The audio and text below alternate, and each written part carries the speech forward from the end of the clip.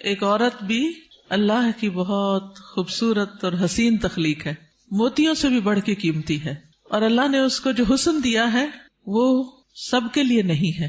ہمارا حسن سب کے لیے نہیں ہے، ہر ایک کے لیے نہیں ہے.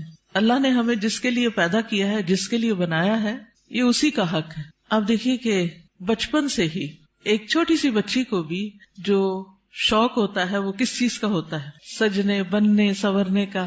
چھوٹے چھوٹے بچے ماؤں کی لپسٹکس کا کیا حال کرتے ہیں، صرف اپنے اوپر نہیں لگاتے، دیواروں پہ بھی لگا دیتے ہیں. اور اسی طرح قرآن مجید میں بھی آتا ہے افمن ينشأ فی الحلیۃ، کیا وہ جو زیورات میں پالی جاتی. تو سجنا، بننا، اچھا کپڑا، اچھا لباس، اچھا زیور، یہ عورت کی کمزوری ہوتی. ہر عورت کو کسی نہ کسی درجے میں تھوڑا یا زیادہ پسند ہوتا ہے.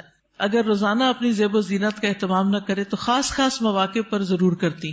اور پھر اس میں بعض اوقات یہ ہوتا ہے کہ صرف زیب و زینت کرنے کا شوق نہیں ہوتا، اس کو نمایاں کرنے کا بھی بہت شوق ہوتا ہے. تو اس صورت میں پھر یہاں ایک امتحان شروع ہو جاتا ہے کہ ہمیں یہ زیب و زینت کس کس کے سامنے ظاہر کرنے کی اجازت ہے اور کس کے سامنے نہیں. تو یہ چھوٹی سی کتاب ہے، اس آیت سے متاثر ہو کر تحریر کر دی گئی. بہت سے لوگ کہتے رہتے ہیں کہ اپنی تفسیر لکھیں، لیکن اس کا تو وقت نہیں. سوچا چلے ایک آیت ہی صحیح، بلغوا انی ولو آیہ.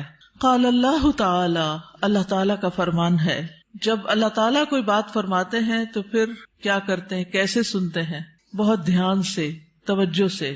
وقل للمؤمنات، اور مومن عورتوں سے کہہ دیجئے کیا کریں؟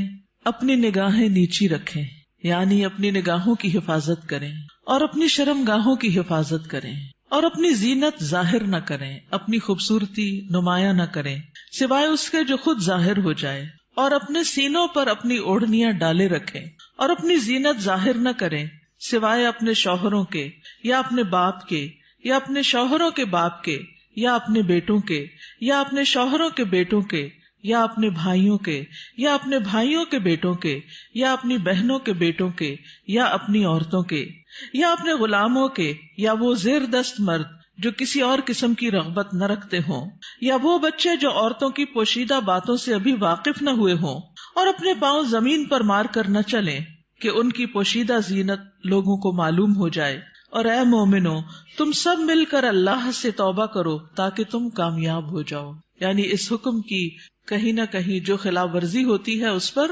توبہ کرو تاکہ کامیاب ہو سکو. اس سے پتہ یہ چلتا ہے کہ اگر اس حکم کی خلاف ورزی کی گئی تو کہیں ایسا نہ ہو کہ کامیابی مخدوش ہو جائے. تو ارشاد ہے وَقُلْ لِلْمُؤْمِنَاتِ، اور مومن عورتوں سے کہہ دیجئے. پیج 3.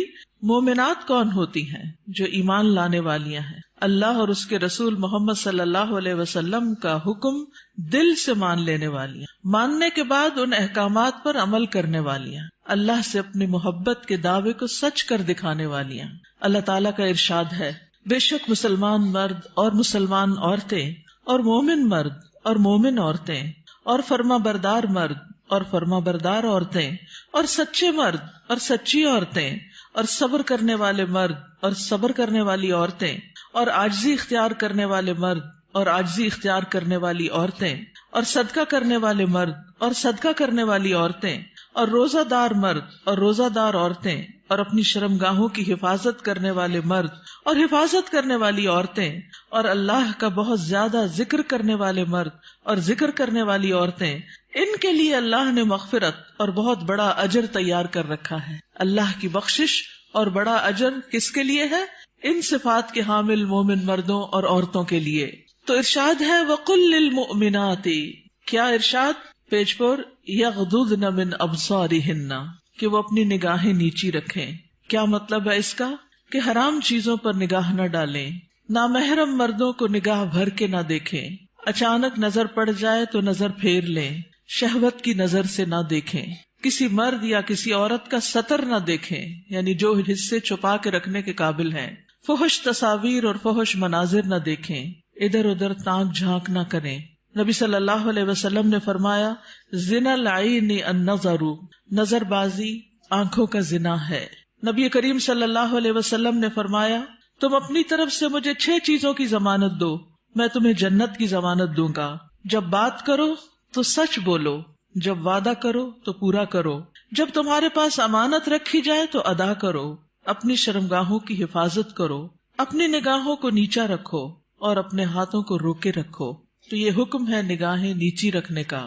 پھر آیت کے اگلے حصے میں فرمایا وَيَحْفَظْنَ فُرُوجَهُنَّ، اور وہ اپنی شرمگاہوں کی حفاظت کریں، یعنی جسم کے قابل سطر حصے چھپا کر رکھیں. باریک اور تنگ لباس خصوصاً چست پاجامے سطر ڈھانپنے کے تقاضے پورے نہیں کرتے. زنا، بدکاری اور فحاشی سے بچیں. بلا ضرورت اپنے جسم کا کوئی حصہ نہ کھولیں. ہم جنس پرستی سے دور رہیں. جانوروں یا مصنوعی آلات سے جنسی خواہش پوری نہ کریں. پھر فرمایا وَلَا يُبْدِينَ زِينَتَهُنَّ، اور اپنی زینت ظاہر نہ کریں، یعنی جسمانی ساخت اور شکل و صورت کی خوبصورتی کو نمایاں نہ کریں. زینت میں دونوں چیزیں آ جاتی ہیں، جسم کا فگر بھی اور شکل و صورت کی خوبصورتی بھی. پھر مصنوعی اور آرائشی زینت جیسے زیور، لباس یا میک اپ وغیرہ چھپا کر رکھیں نان محرم سے. باریک لباس نہ پہنیں. گھر سے نکلتے وقت تیز خوشبو نہ لگائیں کیونکہ وہ بھی زینت کا حصہ ہے. رسول اللہ صلی اللہ علیہ وسلم نے فرمایا 2 قسم کے لوگ جہنمی ہیں جنہیں میں نے نہیں دیکھا. وہ لوگ جن کے پاس بیلوں کی دموں کی طرح کے کوڑے ہوں گے جن سے وہ لوگوں کو مارتے ہوں گے. وہ عورتیں جو لباس پہن کر بھی بے لباس ہوں گی، مائل کرنے والیاں، مائل ہونے والیاں، گویا ان کے سر بختی اونٹ کے کوہان کی مانند ہوں گے، یعنی سر خاص طور پر اوپر، سروں کے اوپر مزید بالوں اور کا جوڑا بنا کے یا اونچے کر کے اس کو اٹھایا ہوا ہو. وہ جنت میں داخل نہ ہوگی اور نہ اس کی خوشبو پائیں گی، حالانکہ اس کی خوشبو اتنی اور اتنی دور سے آتی ہوگی. یہ صحیح مسلم کی روایت ہے. پھر فرمایا الا ما ظہر منہا، سوائے اس کے جو اس میں سے ظاہر ہو جائے. وہ زینت جو خود بخود ظاہر ہو جائے، نہ کہ ظاہر کی جائے. مثلاً چادر کا ہوا میں اڑ جانا اور زینت کا کھل جانا. وہ زینت جس کو چھپانا ممکن نہ ہو، جیسے چادر، گاؤن یا اسکارف وغیرہ. جسمانی ساخت میں سے دراز قد یا متناسب جسم ہونا، اس میں بھی ایک اٹریکشن ہوتی ہے، اب یہ چھپائی نہیں جا سکتی. سیدنا ابن مسعود اس کی تفسیر میں فرماتے ہیں کالرداء والثیاب، جیسے چادر اور کپڑے. چادر جو اوپر کی چادر یا گاؤن وغیرہ ہوتا ہے، یا جو کپڑے نیچے سے نظر آ جاتے ہیں. یاد رہے زینت ظاہر ہونے اور زینت ظاہر کرنے میں فرق ہے. ایک وہ ہے جو آپ خود کھول دیتے ہیں اور ایک وہ ہے جو اتفاق سے ہو جاتی ہے. پھر فرمایا وَلْيَضْرِبْنَ بِخُمُرِهِنَّ عَلَى جُيُوبِهِنَّ، اور وہ اپنی اوڑھنیاں اپنے سینوں پہ ڈالے رکھیں. خمار یعنی سر کے کپڑے یا دوپٹے سے خواتین سر، بال، کان، گردن اور سینہ ڈھانپ کر رکھیں، کیونکہ کچھ خواتین جب اسکارف پہنتی ہیں تو اس کو اتنا زیادہ اسٹرولر کی طرح لپیٹنا شروع کر دیتی ہیں کہ وہ بعض اوقات تو گلے کا کچھ حصہ بھی نظر آ رہا ہوتا ہے اور سینہ تو پورا کھل جاتا ہے. بعض ایک پلو اوپر کر کے نقاب بنا لیتی ہیں، ان کا آدھا سینہ نظر آ رہا ہوتا ہے، یعنی آدھا ڈھانکا ہوا ہوتا ہے، آدھا نمایاں ہوتا ہے. وہ اور زیادہ اٹریکٹیو ہو جاتا ہے، زیادہ توجہ کھینچنے لگتا ہے. تو اس لیے اللہ کا حکم ہے کہ عورت اپنے سینے کے حسن کو چھپا کر رکھے مردوں سے، کیونکہ یہ مرد کے لیے ایک فتنہ بن جاتا ہے. باریک دوپٹہ جس میں سے بال اور گردن جھلک رہے ہو وہ نہ اوڑھیں. زمانہ جاہلیت میں عورتیں پردے کا اہتمام نہیں کرتی تھیں، بلکہ جب کوئی عورت مردوں کے پاس سے گزرتی تو اپنے سینے کو کھول کے گزرتی. بسا اوقات وہ اپنی گردن، بالوں کی مینڈیاں اور کانوں کی بالیاں تک ننگا کر لیتی تھی. کیا کیا؟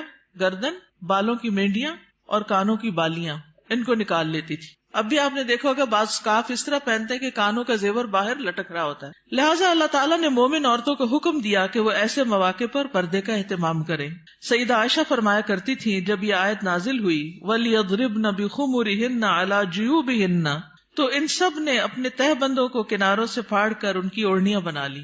یعنی جو نیچے تہہ بند ہوتا ہے نا، جو نیچے پہنتے ہیں شلوار کی طرح، تو انہوں نے کیا کیا کہ اور اگر کپڑا نہیں ملا سر کا اس طرح چادر بنانے والا تو انہوں نے انہی کو ہی ذرا صحیح کر کے، یعنی اس کے کنارے وغیرہ کاٹ کے اس کو چادر کی شکل دے دی.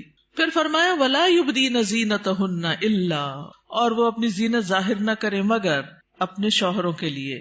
آگے آ رہا ہے پسندیدہ اور مطلوب ہے کہ شوہر کے سامنے ہر طرح کی زینت کا اظہار کریں، سارا شوق یہاں پورا کریں. ٹھیک ہے، عورت اپنے شوہر کے سامنے حد درجہ اظہار زینت کر سکتی، جتنی کرنا چاہے کریں، جو کہ کسی دوسرے کے سامنے نہیں کر سکتی. یا اپنے باپوں کے لیے، باپوں میں کون کون آتا ہے؟ باپ، دادا، پردادا، نانا، پرنانا، اوپر تک آبا و اجداد جو بھی ہوں. رسول اللہ صلی اللہ علیہ وسلم نے ایک نیک عورت کے بارے میں فرمایا بہترین عورت وہ ہے کہ جب تم اسے دیکھو تو تمہیں خوش کر دے. تو شوہر کس طرح خوش ہوگا جب آپ اچھے کپڑے پہنیں گے، اچھا لباس کے ساتھ اچھا زیب و زینت، زیور، میک اپ وغیرہ میں ہوں گے. لیکن بہت سی خواتین گھر میں تو کھانا پکاتے پکاتے کپڑوں میں اس قدر کھانے کی اسمیل آ جاتی ہے اور کچن میں پسینے سے برا حال ہو جاتا ہے، اور پھر جب شوہر گھر آتا ہے تو اسی حال میں استقبال کرتی، اور پھر جب شوہر کو کھانا وغیرہ دے کے فارغ ہو کے جب اپنی سہیلی یا کہ بازار جانا ہوتا ہے تو نہا دھو کے میک اپ وغیرہ کر کے نکل جاتی ہے، کیونکہ اب شوہر آ گیا گھر میں، وہ بچے سنبھالے گا، ہم ذرا آؤٹنگ پہ جائیں. تو یہ بالکل الٹ ہے اس حکم کے جو ہمیں دیا گیا. فرمایا بہترین عورت وہ ہے کہ جب تم اسے دیکھو تو تمہیں خوش کر دے، جب تم اسے کوئی حکم دو تو تمہاری اطاعت کرے، اور تمہاری غیر موجودگی میں اپنے نفس اور تمہارے مال کی حفاظت کرے. یا اپنے شوہروں کے باپ کے لیے، شوہر کا باپ جیسے سسر، شوہر کا نانا، شوہر کا دادا، شوہر کا پرنانا، شوہر کا پردادا، اوپر تک آباء و اجداد. یا اپنے بیٹوں کے لیے، بیٹوں میں بیٹے، پوتے، پڑپوتے، نواسے، پڑنواسے، نیچے تک سب آ جاتے ہیں. یا اپنے شوہروں کے بیٹوں کے لیے، شوہر کے پوتے، شوہر کے نواسے، نیچے تک، یعنی ستیلے بیٹے بھی. اس میں شوہر کے بیٹے اور ان کے آگے بچوں کے بچے بھی سب آ جاتے ہیں. یا اپنے بھائیوں کے لیے، سگے بھائی، ستیلے بھائی، رضائی بھائی، تینوں اس میں شامل ہیں. یا اپنے بھائیوں کے بیٹوں کے لیے، سگے بھائیوں کی اولاد، ستیلے بھائیوں کی اولاد، رضائی بھائیوں کی اولاد، یعنی بھتیجے، بھتیجوں کے بیٹے، پوتے وغیرہ. یا اپنی بہنوں کے بیٹوں کے لیے، سگی بہنوں کی اولاد، ستیلی بہنوں کی اولاد، رضائی بہنوں کی اولاد، یعنی بھانجے، بھانجوں کے بیٹے، پوتے وغیرہ. یا اپنی عورتوں کے لیے، قابل اعتماد اور باکردار عورتیں. نبی کریم صلی اللہ علیہ وسلم نے فرمایا، لا تباشر المرأة المرأة، پہلی تاپت پیش ہے، ٹھیک کر لیجئے. لا تباشر المرأة المرأة فتنعتها لزوجها كأنه ينظر إليها، کوئی عورت کسی عورت کے جسم کے ساتھ جسم نہ لگائے. بعض اوقات لوگ حق کر رہی ہوتی ہیں لڑکیاں ایک دوسرے کو، تو اتنا زیادہ چپک جاتی ہیں ایک دوسرے سے، یہ بھی درست نہیں. اور پھر اس طرح بھی کہ وہ اپنے شوہر سے اس کا حلیہ بیان کرے، یعنی جس طرح وہ فیل کرے اس عورت کو، پھر گھر جا کے اپنے میاں کو اس کی ساری تعریف کر کے بتائے کہ گویا وہ اسے دیکھ رہا ہے. یا تمہارے دائیں ہاتھ جن کے مالک ہوئے، لونڈیاں اور غلام مراد ہیں یہاں، لیکن جو گھریلو ملازمین ہیں یہ لونڈی غلام میں شامل نہیں ہوتے، ان سے احتیاط برتنی چاہیے. گھریلو مرد ملازمین کے ساتھ گفتگو میں محتاط رویہ اختیار کرے، جیسے ڈرائیور ہو، چوکیدار ہو، ان کے ساتھ بہت ہنس ہنس کے بات کرنے کی ضرورت نہیں. مذکورہ والا تمام رشتوں کے سامنے زینت کا اظہار کرتے ہوئے ان کے مقام اور احترام کو پیش رکھیں. جوان بچوں کے سامنے سینہ اور گریبان کھولنے میں احتیاط برتیں، یعنی ان میں سے جو بھائی جوان ہیں یا بیٹے جوان ہیں یا پوتے وغیرہ، تو ان کے سامنے اپنے سینے کو بہت نمایاں نہ کریں، اور اسی طرح اپنے سطر کو چھپا کر رکھیں. سیدنا انس بیان کرتے ہیں کہ نبی کریم صلی اللہ علیہ وسلم فاطمہ رضی اللہ تعالی عنہا کے لیے غلام لائے جو آپ نے ان کو ہبہ کر دیا. انس رضی اللہ عنہ نے کہا کہ فاطمہ پر اس وقت ایسا کپڑا تھا جب وہ اسے اپنے سر پر اوڑھتی تو ان کے پاؤں تک نہ پہنچتا، جب وہ اسے اپنے پاؤں چھپاتی تو سر پر نہ رہتا. یاد رکھیے وہ پاؤں بھی چھپا رہی تھی. جبکہ نبی کریم صلی اللہ علیہ وسلم نے ان کی یہ الجھن دیکھی تو فرمایا، بے شک تمہارے لیے کوئی حرج نہیں، تمہارے سامنے صرف تمہارے والد اور تمہارا غلام ہے. اس غلام کا نام عبداللہ بن مسعدہ تھا. یہ فزاری تھے، سخت سیاہ فام. سیدہ فاطمہ نے انہیں پرورش کر کے آزاد کر دیا تھا رضی اللہ تعالی عنہا. اب التابعین غیر اولی الاربۃ من الرجال، یا پیروی کرنے والے غیر حاجت مند مرد، یعنی یہ کون سے مرد ہیں جن سے پردے میں نرمی اختیار کی جا سکتی ہے؟ نکاح کی حاجت نہ رکھنے والا. بعض ہوتے ہیں نا بچپن سے خاندانوں کے ساتھ لگ جاتے ہیں اور وہ پوری زندگی ایک بچوں کی طرح ہی ساتھ ہوتے ہیں، اور پھر بڑھاپے کی عمر میں ان کا کوئی اور ٹھکانہ نہیں ہوتا، تو وہ یعنی کہ گھروں میں اگر ہوتے ہیں ان کو گھر کی جو لڑکیاں ہیں وہ اپنی بیٹیوں کی طرح ہی ہوتی ہیں، اور ویسے بھی انہیں شادی کا کوئی شوق نہیں ہوتا. عورتوں سے رغبت نہ رکھنے والا، بدھو قسم کا، بے وقوف بدھو جس میں شہوت نہ ہو، بالکل بوڑھا. بعض اوقات ایسے بچے ہوتے ہیں نا اسپیشل بچے کہ جن کو کوئی مینٹلی ان کو کوئی سمجھ نہیں ہوتی، جنسی خواہشات سے آری، مخنث اور ہجڑے جن میں کوئی شہوت نہ ہو. یہ یاد رکھیے کیونکہ بعض ہجڑے جو ہیں ان کے اندر سب کچھ ڈیولپڈ ہوتا ہے. لیکن ان افراد کے سامنے زینت کا اظہار کرتے ہوئے بھی احتیاط کا دامن نہ چھوڑیں، پھر بھی محتاط رہیں. غیر اولی الاربا سے مراد وہ بے خبر ہے جس میں شہوت نہ ہو، یہ سیدنا ابن عباس کا قول ہے. اب الطفل الذین لم یظہروا علی عورات النساء، یا وہ بچے جو عورتوں کی چھپی ہوئی باتوں سے ابھی واقف نہیں ہوئے. نابالغ بچے جن کا جنسی شعور بیدار نہ ہوا ہو، جو کم عمری کی وجہ سے عورتوں کے حالات اور مخصوص اوصاف سے واقف نہ ہو، جن کو کوئی سمجھ نہ ہو پیریڈز کیا ہوتے ہیں، اور یعنی ابھی ان کی عورتوں سے متعلق جو خاص باتیں ہیں ان کو سمجھ نہ ہو. ابن کثیر کہتے ہیں جب بچہ بالغ ہو یا بلوغت کے قریب ہو اور ان چیزوں کو جانتا پہچانتا ہو، بدصورت اور خوبصورت عورت میں تمیز کر سکتا ہو، یعنی جس دن بچہ یہ کہ نا ماما وہ بہت خوبصورت ہے، تو اسے عورتوں کے پاس نہ آنے دیا جائے. یہ ابن کثیر کی تفسیر ہے. کسی خاص عمر کی یہاں قید نہیں، بچے کی سمجھ کے مطابق احتیاط سے کام لیتے ہوئے زینت کا اظہار کرے. لیکن افسوس ہوتا ہے ان خواتین پر جو اچھے بھلے جوان لڑکوں کو گلے لگا لیتی ہیں یا ان کے سر پہ ہاتھ پھیرنے لگتی ہیں یا ہاتھ ملانا شروع کر دیتی ہیں. یہ بھی اس حکم کے منافی ہے، چاہے بچپن سے اس بچے کو آپ نے پالا ہی کیوں نہ ہو. وَلَا يَضْرِبْنَ بِأَرْجُلِهِنَّ لِيُعْلَمَ مَا يُخْفِينَ مِنْ زِينَتِهِنَّ، اور وہ اپنے پاؤں مارتی ہوئی نہ چلیں کہ جو وہ اپنی زینت میں سے چھپاتی ہیں اس کو جان لیا جائے. یعنی مردوں کو متوجہ کرنے والی چال نہ چلیں، یعنی چلتے ہوئے بھی ایک وقار کا خیال رکھیں. جھنکار والی پازیب نہ پہنے، یعنی پاؤں کا زیور ایسا کہ جو چن چن کرے اور بازار میں دوسروں کو متوجہ کرے وہ نہیں پہنے. باہر گھر میں پہن سکتے ہیں. آواز پیدا کرنے والا جوتا استعمال نہ کرے، یعنی جیسے بہت ہائی ہیل پہن کے پھر وہ ٹک ٹک ٹک سے سب متوجہ ہو جاتے ہیں، اس سے بھی بچیں. تیز خوشبو استعمال نہ کریں. ابن کثیر کہتے ہیں اس ممانعت میں ہر وہ چھپی ہوئی زینت داخل ہے جو حرکت کرنے سے ظاہر ہو جائے. اسی ضمن میں عورت کو خوشبو لگا کر باہر نکلنے سے بھی منع کیا گیا ہے کہ لوگ اس کی خوشبو محسوس کریں. زمانہ جاہلیت میں رواج تھا کہ عورت جب راستے میں چلتی اور اس نے پاؤں میں پازیب پہنی ہوتی جس کی آواز سنائی نہ دیتی تو وہ اپنے پاؤں زمین پر اس طرح مارتی جس سے مردوں کو پازیب کی جھنکار سنائی دیتی. تو اللہ تعالیٰ نے مومن عورتوں کو ایسا کرنے سے منع کر دیا. نبی کریم صلی اللہ علیہ وسلم نے فرمایا ہر آنکھ زنا کرتی ہے، اور عورت جب خوشبو لگا کر کسی مجلس سے گزرتی ہے تو وہ ایسی اور ایسی ہے، یعنی زانیہ ہے. تو اس لیے خوشبو کے معاملے میں بھی احتیاط برتیں. ایسی خوشبو نہ لگائیں کہ جو پھیل رہی ہو، خصوصاً اگر آپ بازار سے ہو کر گزر رہے ہیں یا مردوں کے ساتھ آپ کا کسی بھی طرح کا کوئی انٹریکشن ہے یا گھر میں کوئی ایسا رشتہ دار ہے کہ جو محرم نہیں ہے. وَتُوبُوا إِلَى اللَّهِ جَمِيعًا أَيُّهَا الْمُؤْمِنُونَ لَعَلَّكُمْ تُفْلِحُونَ، اور اے مومنو سب کے سب اللہ کی طرف توبہ کرو تاکہ تم فلاح پاؤ. اس میں پچھلے گناہوں پر ندامت کا اظہار کریں، یعنی اللہ تعالیٰ کے سامنے آئندہ گناہ نہ کرنے کا عہد کریں، اپنی اصلاح کی ہر ممکنہ کوشش کریں، ان لغزشوں اور غلطیوں سے توبہ کریں جو پردے کے معاملے میں اب تک ہوتی رہیں. آئندہ زندگی کے لیے اپنے طرز عمل کی اصلاح ان ہدایات کے مطابق کر لیں جو اللہ اور اس کے رسول صلی اللہ علیہ وسلم نے دی ہیں. اللہ تعالیٰ کا ارشاد ہے وَهُوَ الَّذِي يَقْبَلُ التَّوْبَةَ عَنْ عِبَادِهِ وَيَعْفُو عَنِ السَّيِّئَاتِ وَيَعْلَمُ مَا تَفْعَلُونَ، اور وہی ہے جو اپنے بندوں کی توبہ قبول کرتا ہے اور ان سے درگزر فرماتا ہے، اور وہ جانتا ہے جو تم عمل کرتے ہو. دیگر محارم حقیقی چچا اور ماموں بھی محرم ہیں کیونکہ بھتیجی اور بھانجی سے نکاح نہیں کیا جا سکتا. رضائی رشتے بھی نسبی رشتوں کی طرح محرم ہیں، ان کے سامنے بھی زینت کا اظہار جائز ہے. اللہ تعالیٰ کا ارشاد ہے تم پر تمہاری مائیں اور تمہاری بیٹیاں اور تمہاری بہنیں اور تمہاری پھپھیاں اور تمہاری خالائیں اور بھائی کی بیٹیاں اور بہنوں کی بیٹیاں حرام کر دی گئی ہیں. رسول اللہ صلی اللہ علیہ وسلم نے فرمایا بے شک اللہ نے رضاعت سے بھی ان رشتوں کو حرام کر دیا جن کو نسب سے حرام کیا گیا.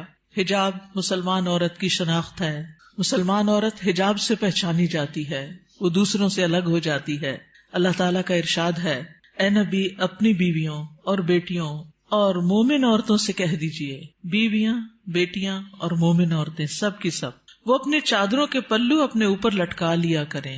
اس طرح زیادہ توقع ہے کہ وہ پہچان لی جائیں، یعنی حجاب کی وجہ سے پہچان لی جائیں، نہ کہ حجاب اتار کے پہچان لی جائیں. حجاب اتار کے تو ایک عورت عام عورت کی طرح ہی لگے گی نا. تو ایذا نہ دی جائیں، اور اللہ بہت بخشنے والا بے حد رحم کرنے والا ہے. یہ ایذا کون سی ہے؟ سیکشل ہراسمنٹ، کہ جب عورت کسی مرد کو اٹریکٹ کرتی ہے تو پھر وہ اس کے پیچھے آتا ہے اور اس کو نقصان دینا چاہتا ہے. مردوں سے بھی خطاب کیا گیا. نظر اور شرمگاہ کی حفاظت کا حکم صرف عورتوں کے لیے نہیں بلکہ مردوں کے لیے بھی ہے. اللہ تعالیٰ کا ارشاد ہے مومن مردوں سے کہہ دیجئے اپنی نگاہیں نیچی رکھیں اور اپنی شرمگاہوں کی حفاظت کریں، یہ ان کے لیے پاکیزہ تر ہے. بے شک اللہ خبر رکھنے والا ہے اس کی جو وہ کرتے ہیں. یعنی اللہ سبحانہ تعالیٰ کو سب پتا ہے کہ وہ نگاہیں نیچی رکھتے ہیں یا نہیں رکھتے. سیدنا جریر بن عبداللہ سے روایت ہے، وہ کہتے ہیں میں نے رسول اللہ صلی اللہ علیہ وسلم سے اچانک نظر پڑ جانے کے بارے میں سوال کیا تو آپ صلی اللہ علیہ وسلم نے مجھے حکم دیا کہ میں اپنی نظر پھیر لوں، یعنی اگر کسی عورت پر نظر پڑ جائے تو پھر اس کو دوسری طرف پھیر لوں. نظر کی حفاظت دراصل شرمگاہ کی حفاظت ہے. جس نے اپنی نظر کو آزاد چھوڑ دیا اس نے اسے ہلاکت کے گڑھے میں ڈال دیا، اور نظر ہی عام حادثات کی اصل ہے جو انسان کو پہنچتے ہیں. یہ ابن القیم کا قول ہے. نگاہ نیچی رکھنے کے فوائد کیا ہیں؟ یہ بھی ابن القیم کا قول ہے محبت کی حقیقت اور اس کے تقاضے کتاب میں. دل شہوت سے رک جاتا ہے، دل میں نور پیدا ہو جاتا ہے، علم کے راستے کو شادہ ہو جاتے ہیں، دل کو فرحت و خوشی حاصل ہوتی ہے، عقل قوی اور مضبوط ہوتی ہے، دل غم و حسرت سے خلاصی پا لیتا ہے، انسان کی عقل و فراست بڑھتی ہے، دل کو قوت و شجاعت حاصل ہوتی ہے. نگاہ جھکانا جہنم کا دروازہ بند کرنے کا سبب ہے، غفلت کے پردے ہٹتے ہیں. رسول اللہ صلی اللہ علیہ وسلم نے دعا بھی سکھائی، سنن نبی داؤد میں آتی ہے، اللہم انی اعوذ بک من شر سمعی ومن شر بصری ومن شر لسانی ومن شر قلبی ومن شر منی. اے اللہ، بے شک میں اپنی سماعت کے شر سے، اپنی بصارت کے شر سے، اپنی زبان کے شر سے، اپنے دل کے شر سے اور اپنی شرمگاہ کے شر سے تیری پناہ چاہتا ہوں. اپنا جائزہ لیجئے، کیا یہ احکامات میرے لیے ہیں اور کیا ان پر عمل کرنا ضروری ہے؟ کیا میں اپنی نگاہوں اور سطر کی حفاظت کر رہی ہوں؟ کیا میں اپنے خمار یا دوپٹے کو اپنے سینے پر ڈالتی ہوں؟ کیا میں اپنی زینت کو چھپانے کا اہتمام کرتی ہوں؟ یاد رکھیے، ہمارا معاملہ کسی انسان کے ساتھ نہیں، رب العالمین کے ساتھ ہے، جو علم بھی رکھتا ہے اور ہر چیز کے بارے میں باخبر بھی ہے. نظر کے بارے میں کچھ اشعار ہیں. کل حوادث مبدأها من النظر، تمام حوادث کی ابتدا نظر سے ہوتی ہے. یعنی جو عشق و عاشقی کے سلسلے چل پڑتے ہیں اور انسانوں کو بعض اوقات انتہائی بیمار کر دیتے ہیں کہ وہ کسی قابل نہیں رہتے، اس کی ابتدا نظر سے ہی ہوتی ہے. وَمُعْظَمُ النَّارِ مُسْتَصْغَرُ الشَّرَرِ، اور چھوٹی چنگاری سے بھی زبردست آگ بھڑک اٹھتی ہے. نَظَرٌ فَابْتِسَامَةٌ فَسَلَامٌ، پہلے نظر، پھر مسکراہٹ، پھر سلام. فَكَلَامٌ فَمَوْعِدٌ فَلِقَاءٌ، پھر بات چیت، پھر ملاقات کا وعدہ. اور پھر اس کے بعد اللہ کے حکم کی نافرمانی میں انسان جا پڑتا ہے. اللہ سبحانہ وتعالی ہمیں ایمان عطا کرے، حیا عطا کرے اور اس حکم پر عمل کی توفیق عطا کرے. آخری صفحے پر ہے، رسول اللہ صلی اللہ علیہ وسلم نے فرمایا، حیا ایمان میں سے ہے اور ایمان جنت میں لے جاتا ہے، جبکہ بے حیائی کوڑا کرکٹ ہے اور کوڑا کرکٹ آگ میں جاتا ہے. یہ کتاب آپ کے لیے تحفہ ہے. کیوں تحفہ ہے؟ تاکہ ہم اس پر عمل کریں اور کیا کریں، آگے بھی پہنچائیں. صرف اپنے آپ کو بچانا کسی شر سے، کسی نقصان سے کافی نہیں. اس کا ایک محرک یہ بھی تھا اس چھوٹے سے پیمفلٹ کو لکھنے کا، کہ بہت دفعہ مجھے خود یہ سننے کو ملا، بتایا گیا کہ کہاں ہے قرآن میں پردے کا حکم. آپ اپنے کالج میں، یونیورسٹی میں کولیگ سے بات کریں تو کہیں گے کہاں لکھا ہے قرآن میں؟ تو کوئی نہیں پردے کا حکم، یہ تو تم لوگوں نے خود ہی گاؤن سکارف چڑھا لی. تو اگر یہ چھوٹی سی کتاب آپ کے پاس ہوگی تو فوراً دلیل نکالنا آپ کے لیے آسان ہو. ٹھیک ہے، آپ میں سے کوئی کچھ کہنا چاہتا ہے؟ آپ کی وجہ سے اگر ایک خاتون بھی اپنے اس حکم پر عمل کر لیتی ہیں تو آپ کے لیے صدقہ جاریہ ہوگا. کم از کم 2 لوگوں کے ساتھ مل کے یہ کتاب ضرور پڑھ لیجیے. استاذہ، ایک بات دل میں آ رہی تھی، ایک پیج نمبر اس پہ ہے نا کہ نگاہ نیچی رکھنے کے فوائد. تو جیسے اس میں سارے فوائد لکھے ہوئے ہیں کہ دل میں نور ہوتا ہے اور علم کے راستے کشادہ ہو جاتے ہیں، غم سے چھٹکارا مل جاتا ہے، عقل قوی ہوتی ہے، غفلت کے پردے ہٹتے ہیں، جہنم سے انسان بچ جاتا ہے. تو دیکھیں، ایک راستہ کھول کے نا نظر کو بہکانے والا شیطان نے ہمارے لیے کتنے راستے بند کر، تو اس پہلا جو راستہ ہے اس کو وہی اگر ہم بند کر دیں نا تو ہم پھر آگے انشاءاللہ یہ سارے راستے خود بخود کھل جائیں. بالکل. اور اس میں آپ دیکھیے کہ بہت سی ایسی خواتین کے مسائل، بہت سی لڑکیوں کے مسائل، اچھی بھلی سمجھدار لڑکیوں کے مسائل، اور خصوصاً اب موبائل کی وجہ سے اور ویڈیو چیٹنگ کی وجہ سے جو مسائل پیدا ہو رہے ہیں، اور تصویر کا اتنا فتنہ عام ہے کہ ہر چیز ہی کی تصویر بن بن کے شیئر کی جا رہی ہے، اس کی وجہ سے یہ مسائل اور بھی زیادہ بڑھ گئے ہیں. اور بعض اوقات انسان ایسے فساد میں جا پڑتا ہے کہ جو اس کی عقل پہ بھی پردہ ڈال دیتا ہے، پھر اس میں نہ اپنی عزت کی پرواہ ہوتی ہے، نہ ماں باپ کی، نہ کسی دین کی اور نہ کسی اور کی. تو اس لیے بہت ضروری ہے کہ اس چیز کو عام کیا جائے اور لڑکیوں کو اس فتنے سے بچایا جائے. جی، ستیلے بھائی محرم ہوتے ہیں. نمازوں میں خشوع کا مسئلہ ہر ایک کو رہتا ہے، تو نگاہ کی حفاظت سے نمازوں میں بھی خشوع آتا ہے. کوشچن ہے، جیسے سعودی عرب میں وہ لوگ آنکھوں کا بھی پردہ کرتے ہیں، اور یہی ہے کہ آپ نے جیسے آیت پڑھی، اس کا ترجمہ پڑھا ہے، تو اس کا ترجمہ یہی ہوتا ہے کہ لٹکایا جائے کپڑا. تو وہ لوگ اس طرح کہتے ہیں کہ آنکھ کا پردہ، وہ دوپٹہ اس طرح کرتے ہوئے آنکھوں تک آتا ہے، تو اس میں آپ کیا کہیں گے؟ اور دوسرا یہ کہ ان کا جو گاؤن ہے وہ پاؤں کے نیچے تک ہوتا ہے، کیا یہ حالات؟ جی گاؤن نیچے تک ہونا چاہیے، ٹخنے ننگے نہیں ہونے چاہیے. اور ابھی یہ زمین کو جو ٹچ کر رہا ہوتا ہے، جی تو آنکھ کے پردے میں آپ کیا کہتے ہیں اس میں؟ جس طرح وہ لوگ کرتے ہیں، جی جتنا انسان اپنے آپ کو ڈھانک سکے اتنا ہی بہتر ہے. مطلب وہ لوگ پلہ جو ہے اوپر کر کے کرتے ہیں، لیکن ہمارے یہاں ایسا کوئی دیکھیے ہمارے یہاں بھی جب میں چھوٹی ہوتی تھی تو اس وقت جو نقاب ہوتا تھا وہ پورے جارجٹ کے کپڑوں کا وہ نیچے ڈالتے تھے. میں خود یونیورسٹی میں، پنجاب یونیورسٹی میں جب میں پڑھتی تھی تو میرے اپنے نقاب اسی طرح کا لگا ہوا تھا، اور جو ینگ ٹیچرز ہوتے تھے ان کی کلاس میں میں پورا ڈال کے بیٹھتی تھی، سامنے نہیں دیکھتی تھی. یہ پیج نمبر 4 پہ نا لاسٹ میں ہے، یا غضضن من ابصارہن، بالکل لاسٹ میں، اور اپنے ہاتھوں کو روکے رکھو. یہ مجھے تھوڑا سا یعنی یہ حدیث ہے نا جس میں بہت سی چیزوں کے روکنے کی بات ہے. مسلمان وہ ہوتا ہے نا جس کے ہاتھ اور زبان سے دوسرے محفوظ رہیں. ہاتھوں کو روکے رکھو شر سے، کسی کو تکلیف دینے سے. خاص طور پر عورتوں کو سوچنا چاہیے اس موقع پر. چلے آپ نے ہاتھ کا ذکر کر ہی دیا، وہ مائیں اللہ کو کیا حساب دیں گی جو بات بے بات پر اور شوہر سے بھی ناراضگی اور کسی اور کے ساتھ بھی جو انبن ساس کا بھی غصہ سارا بچوں پہ نکالتی، بات بات پہ بچوں کی پٹائی کرتی ہیں. آج ہی ایک بچی نے مجھے تقریباً 7 منٹ کا میسج بھیجا جس میں رو رو کے وہ ذکر کر رہی تھی کہ میں بچپن سے اپنی ماں سے کس طرح پٹتی آ رہی ہوں، کہ اگر اس کے ہاتھ میں ڈنڈا ہے تو اس نے ڈنڈا مار دیا، ہتھوڑی ہے تو ہتھوڑی مار دی، دیگچا ہے تو دیگچا مار دیا، اور چھوٹی موٹی گالیاں بھی نہیں. اگر ہم کسی وجہ سے اوپر چڑھ گئے تو کہا طوائف ہو تم بھی کوٹھے پہ بیٹھو گی. اور اس قدر غلیظ لینگویج کہ میں پریشان ہوگی سن کے کہ ہمارے مسلمان معاشرے میں ایسی مائیں بھی ہیں. تو یہ ہے ہاتھوں کو روکنے کا مطلب کہ جس پر ہاتھ چلانے کا بس چلتا ہو اس سے اپنے آپ کو روک کے رکھیں. چھوٹی چھوٹی باتوں میں بال کھینچ دینا، کان مروڑ دینا، ہاتھ مروڑ دینا، دھکا دے دینا، اٹھا کے پٹخا کے بچے کو پھینکنا، اس سب کا حساب دینا ہوگا. یہ ظلم کی بدترین قسم ہے اور اس سے پرہیز کرنا چاہیے. چلیے آج کے دن سیٹرڈے کو ہم فقہ القلوب پڑھتے ہیں، اور میرا بالکل دل نہیں چاہتا کہ ہم فقہ القلوب کو چھوڑ دیں، کیونکہ اس کتاب سے میں نے بہت کچھ سیکھا ہے اور یہ بہت زیادہ ایمان کو بڑھانے والی ہے. تو برکت کے لیے تھوڑا سا آپ سب کے ساتھ بھی شیئر کرتی ہوں تاکہ آپ بھی اس کو شروع کر لیں، کیونکہ فقہ القلوب جو ہے وہ قلب سے تعلق رکھتی ہے، اور جب تک قلب کی اصلاح نہ ہو تو باقی اعضاء کی ہو نہیں سکتی. پیج 719. کچھ لوگ پچھلے سال آپ میں سے ہمارے ساتھ فقہ القلوب میں شریک ہوتے تھے اور پھر وہ چلے گئے تو ان کا فقہ القلوب بھی چھوٹ گیا. تو میں چاہوں گی کہ وہ دوبارہ سے شروع کر لیں، اور جو ساتھ چلتے رہے وہ تقریباً 100 پیجز تو سال میں میرے خیال ہو ہی گئے ہیں. فَالْإِيمَانُ مَحَلُّهُ الْقَلْبُ، تو ایمان کا مقام دل ہے. وَإِذَا دَخَلَ فِيهِ جَاءَ بِكُلِّ خَيْرٍ، جب ایمان دل میں داخل ہو جاتا ہے تو ہر طرح کی خیر لے آتا ہے، پھر خیر پھوٹ پڑتی ہے. وَإِذَا لَمْ يَدْخُلِ الْإِيمَانُ فِي الْقَلْبِ، اور جب ایمان دل میں داخل نہیں ہوتا فَلَا فَائِدَةَ مِنَ الْعَمَلِ مَعَهُ، تو کوئی فائدہ نہیں ہوتا اس کے ساتھ عمل کرنے کا. جب تک ایمان دل میں نہیں عمل بے فائدہ ہے، اوپر اوپر کے کیے ہوئے کام بیکار ہیں. فَالْمُنَافِقُونَ كَانَ إِيمَانُهُمْ بِأَلْسِنَتِهِمْ فَلَمْ يَنْفَعْهُمْ، جیسے منافق تھے تو ان کا ایمان ان کی زبانوں پر تھا تو ان کو اس ایمان نے کچھ فائدہ نہ دیا. وَكَانُوا يُصَلُّونَ مَعَ الْمُسْلِمِينَ، وہ مسلمانوں کے ساتھ نماز پڑھتے تھے. فَلَمْ يَنْفَعْهُمْ ذَلِكَ، تو اس نماز نے ان کو کوئی فائدہ نہیں دیا.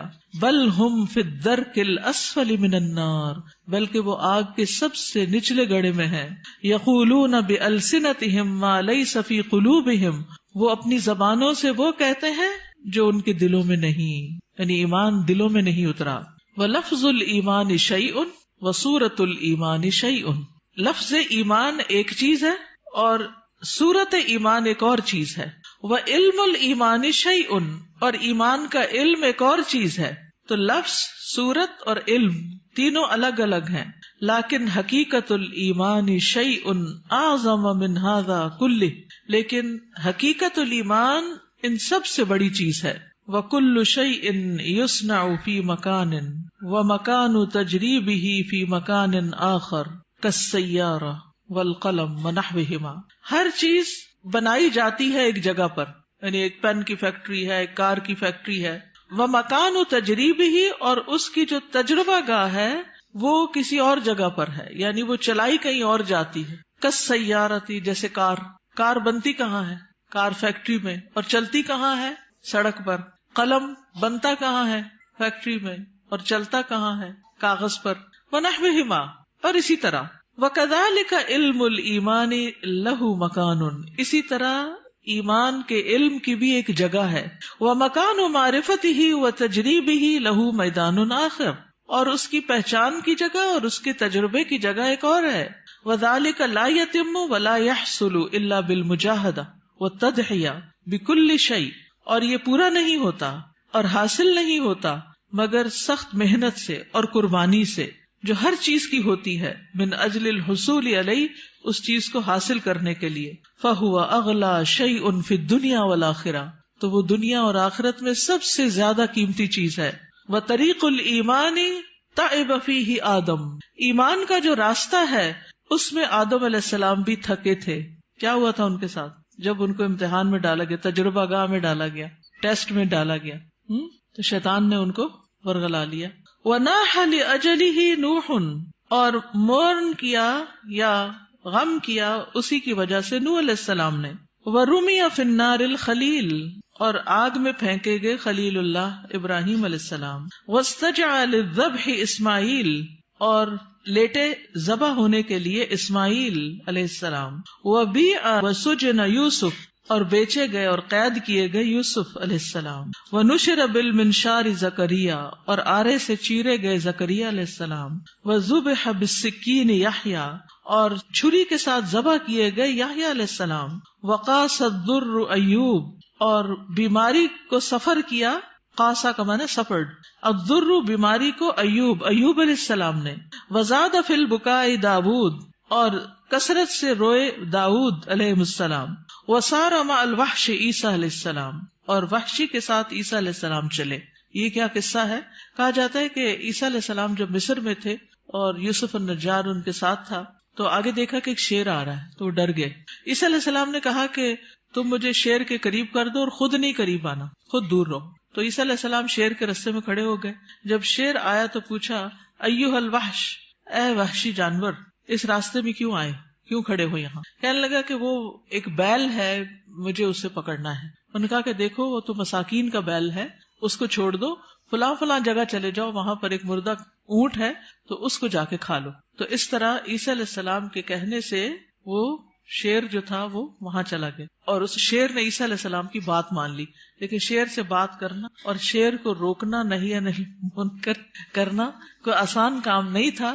لیکن عیسیٰ علیہ السلام نے اپنے آپ کو خطرے میں ڈال کر مسکینوں کو ان کا بیل دلوا دیا، یعنی ان کا بیل ہلاک نہیں ہوا، ورنہ تو شیر کھا جاتا. تو یہ اسرائیلیات میں سے ہے یہ واقعہ.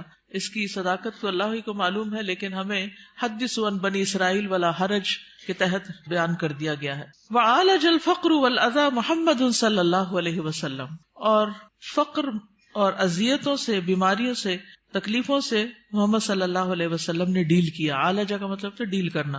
He dealt with. وَهَؤُلَاءِ هُمْ شُمُوسُ التَّوْحِيدِ وَالْإِيمَانِ، اور یہ لوگ توحید اور ایمان کے سورج ہیں، شمس کی جمع. وَنُجُومُ الْهُدَى، اور ہدایت کے ستارے. وَجِبَالُ الصَّبْرِ وَالْيَقِينِ، اور صبر اور یقین کے پہاڑ. فَالْإِيمَانُ أَصْلُ الدِّينِ وَقَاعِدَتُهُ، تو ایمان دین کی اصل ہے اور اس کا قاعدہ ہے. الَّتِي يُبْنَى عَلَيْهَا الْبِنَاءُ، جس پر عمارت کی بنیاد رکھی جاتی ہے. فَهُوَ بِمَنزِلَةِ تَسْوِيَةِ الْأَرْضِ وَسَقْيِهَا، اور وہ زمین کو ہموار کرنے اور اسے سیراب کرنے کے برابر ہے. اما الامور الباقیۃ فی الدین، اور جہاں تک دین کے باقی امور کا تعلق ہے، فہی بمنزلۃ الاشجار والحبوب، تو ان کا مقام درختوں اور دانوں کی طرح ہے. التی یمکن زرعها وغرسها فی هذه الارض، جن کو اس زمین میں اگایا اور بویا جا سکتا ہے. فہی تنمو بقدر خصوبۃ الارض، تو وہ اگتے ہیں جتنی زمین زرخیز ہوتی ہے. واستعدادها کما انہا تثمر بقدر الجہود المبذولۃ فی تمہید الارض وسقیها، جس طرح وہ پھل لاتی ہے جتنی اس پہ محنت کی جاتی ہے زمین کو تیار کرنے، ہموار کرنے اور اس کو سیراب کرنے میں. فالایمان هو ارض الدین، کتنا خوبصورت جملہ ہے چھوٹا سا. ایمان دین میں زمین کی طرح ہے. والدعوۃ نبتها وطلعها، اور دعوت دین کیا ہے؟ اس کا پودا اور اس کا خوشہ. والعبادت ثمرتها وزینتها، اور عبادت اس کا پھل اور اس کی خوبصورتی. والعلم یرویہا ویسقیہا، علم اس پودے کو سیراب کرتا ہے اور اسے ہرا بھرا کرتا ہے. والجنت ورضا الرب غایتھا، اور جنت اور رب کی رضا یہ اصل گول ہے، اصل غایت ہے، اصل مقصد ہے. ولا يمكن ان نحصل على حقيقة الإيمان الا اذا تيقنا ان جميع المخلوقات في السماوات والارض قويها وضعيفها كالحية الميتة. ہم ایمان کی حقیقت کو اس وقت تک نہیں پا سکتے جب تک ہمیں یقین نہ ہو کہ ساری کی ساری مخلوقات، آسمانوں کی اور زمین کی، ان کی مضبوط اور ان کی ضعیف یہ مردہ سانپ کی طرح ہے. لا تنفع ولا تضر، جو نہ فائدہ دے سکتی ہے نہ نقصان. یہ ہے اصل ایمان، ایسا یقین کہ نہ کوئی فائدہ دے سکتا نہ کوئی نقصان دے سکتا ہے، الا باذن اللہ، مگر اللہ کے اذن سے. مردہ سانپ سے تو آپ نہیں ڈرتے نا، تو لوگوں کا ڈر بھی نہیں ہونا چاہیے. لیکن جب ہم لوگوں سے ڈرتے ہیں، یعنی اس سینس میں ڈرتے ہیں کہ اگر میں نے اس کی بات نہ مانی، یہ مجھے کہہ رہا ہے حجاب اتار دو، نہیں مانی تو پھر کیا ہوگا، میرا تو بڑا نقصان ہو جائے گا، یا یہ مجھے جو کہہ رہا ہے میں اسے کر لوں ورنہ مجھے ایسا اور ایسا نقصان ہو جائے گا. تو بہت سے لوگ اللہ کی نافرمانی کے کام جو ہیں وہ صرف لوگوں کے ڈر سے کرتے رہتے ہیں کہ لوگ کیا کہیں گے. تو یاد رکھیے ساری مخلوقات مردہ سانپ کی طرح، یہ جملہ یاد رہے گا. جب یہ یاد رہے گا نا تو پھر اللہ کا حکم ماننا مشکل نہیں رہے گا. ولا تعطی ولا تمنع الا بامر اللہ، نہ یہ دیتی ہیں نہ روکتی ہیں مگر اللہ کے حکم سے. وان کل شیء بید اللہ، اور یہ کہ ہر چیز اللہ کے ہاتھ میں ہے.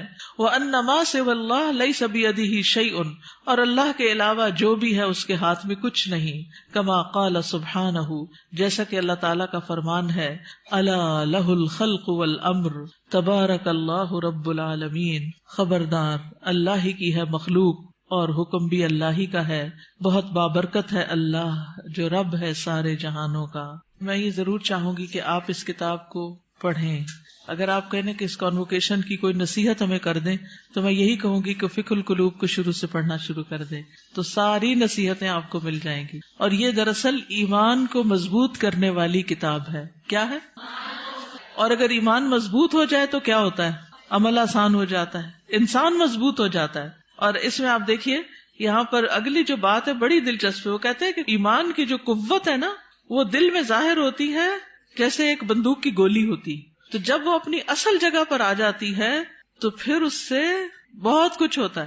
اور اگر وہ اپنی اصل جگہ پر نہیں تو کچھ بھی نہیں ہوتا، وہ کہیں بھی پڑی رہتی ہے، ایک سیسے کی گولی ہے بس. تو ایمان جب تک دل میں نہیں آتا، زبان پہ رہتا ہے تو فائدہ نہیں دیتا. تو ایمان کو لانا ہے دل میں، اور دل میں آئے گا علم کے ساتھ، اور علم کے لیے ضروری ہے فقہ القلوب. ٹھیک ہے، جزاکم اللہ خیرن. آخری اعلانات سن لیجئے. وائس کے لیے سمر کورس ہو رہا ہے، فلائر موجود ہے ریسپشن پہ. 7 مئی سے 18 رمضان تک ہے. تعلیم القرآن فار بوائز کا بھی اشتہار آ گیا ہے، نیکسٹ ایئر کا ایڈمیشن شروع ہے. تدبر قرآن کا نیکسٹ کورس جس میں 30ویں پارے کی ترتیل، تجوید، حفظ، ترجمہ، تفسیر، تدبر، گرامر یہ سب شامل ہے. تو آپ کے لیے ابھی موقع ہے کہ آپ ایڈمیشن لے سکیں. اسی طرح یہاں پر تعلیم القرآن ڈپلوما کورس نیکسٹ سیشن مئی کا 1 مئی سے شروع ہو رہا ہے. جو ابھی تک داخلہ نہیں لے پائے، سوچ ہی رہے ہیں، وہ آگے بڑھیں. اسلامی تربیتی کورس، جی ہاں، رمضان کے ساتھ دورہ قرآن کے ساتھ انشاءاللہ 14 مئی سے شروع ہو رہا ہے، 14 مئی سے 26 رمضان تک. اور اس میں دورہ قرآن بھی یہاں ہوگا اور اس کے ساتھ ساتھ اسلامی تربیتی کورس جو ہر سال ہوتا ہے وہ بھی ہوگا. اور پی سی میں بھی انشاءاللہ دورہ قرآن ہوگا، جس کے پیچھے پوری لسٹ ہے کہ کہاں کہاں پنڈی اور اسلام آباد میں دورہ قرآن ہو رہا ہے. تو یہ اشتہار اگر آپ کے پاس ہو تو آپ لوگوں کو دے کر دعوت دے سکتے ہیں کہ وہ ضرور شرکت کریں. سمر کورسز ہیں ہمارے بچے کا پروگرام جہاں پر ہوتا ہے اس میں الفاظ اکیڈمی میں بھی دورہ قرآن ہو رہا ہے. اور سمر کورس 2018 جیسا کہ آپ کو معلوم ہے کہ 19 فروری کو امی جان دنیا سے رخصت ہو گئی. انا للہ و انا الیہ راجعون. اللہ تعالیٰ ان کی بخشش فرمائے. آپ میں سے بہت سی بچیاں جو آج یہاں موجود ہیں وہ ان کو کسی نہ کسی طرح جانتی ہیں. وہ تقریباً ہر تعلیم القرآن میں ایڈمیشن لے لیتی تھیں، پھر ایک دفعہ تعلیم التجوید میں بھی لے لیا انہوں نے، پھر تدبر قرآن کو بھی اٹینڈ کرنا ایز اے لسنر شروع کر دیا. تو بہرحال وہ فوت ہوئی تو ان کی وفات کے موقع پر کچھ لوگوں نے اپنے تاثرات کا اظہار کیا اور پھر یہ خواہش ظاہر کی کہ نانی اماں کے اوپر ایک کتاب لکھی جائے. تو الحمدللہ کوثر فیض کو اللہ جزائے خیر دے، اس نے مختصر سے عرصے میں یہ کتاب لکھ لی اور الحمدللہ کتاب چھپ کر آ گئی ہے. تو جو گریجویٹس ہیں ان کے لیے یہ گفٹ ہے کتاب. جب آپ باہر نکلیں گے گریجویٹس، باقی جو اسٹوڈینٹس وغیرہ ہیں وہ اگر خود لے لیں تو بہت اچھا ہے. بہت انسپریشنل کتاب ہے. ان کی زندگی میں جو اعمال اور ان کے عادات اور انہوں نے جیسے ہم لوگوں کو پالا اس کی بہت سی کہانیاں ہیں. تو جن لوگوں کو کہانیاں پڑھنے وغیرہ کا شوق ہوتا ہے ان کے لیے ایک اچھی کتاب ہے. تو آپ اپنے لیے بھی اور دوسروں کے لیے بھی کتاب، اپنے لیے تو گفٹ ایک ہی لیں گے لیکن دوسروں کے لیے لینی ہو تو اسٹال پر اویلیبل ہے. جزاکم اللہ خیرا. سبحانک اللہم و بحمدک، اشہد ان لا الہ الا انت، استغفرک و اتوب الیک. السلام علیکم و رحمۃ اللہ وبرکاتہ.